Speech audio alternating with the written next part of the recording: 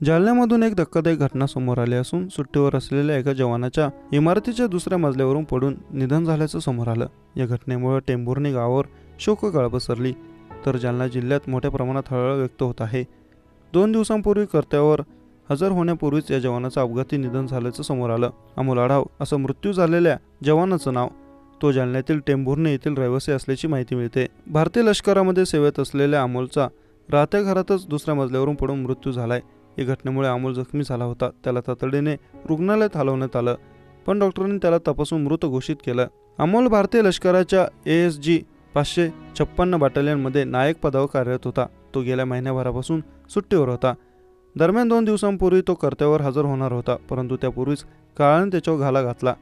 अमोलचा अपघाती मृत्यू झाल्याने गावावर शोककळा पसरली। या प्रकरणी टेंभुर्णी पोलीस ठाण्यात आकस्मिक मृत्यूची नोंद करण्यात आली आहे। त्यांच्या पश्चात आई, पत्नी, 2 मुली आणि मोठा भाऊ आहे। या घटनेनं टेंभुर्णी गावाला चांगलाच हादरा बसलेला आहे। यवतमाळमध्ये जून महिन्यात एका जवानाचं निधन झालं होतं। CRPF जवानांच्या वाहनांना एका भरधाव ट्रकने धडक दिली होती। या अपघातात एका CRPF जवानाचं जागीच निधन झालं तर 4 जण जखमी झाले होते। गडचिरोलीच्या दिशेने जाताना समृद्धी महामार्गावर जवानांच्या वाहनाला अपघात झाला होता। भरधाव ट्रकने दिलेल्या धडकेत एका जवानाने आपला जीव गमावल्याचं समोर आलं होतं, तर इतर जखमी जवानांवर नाईक रुग्णालयात उपचार सुरू होते।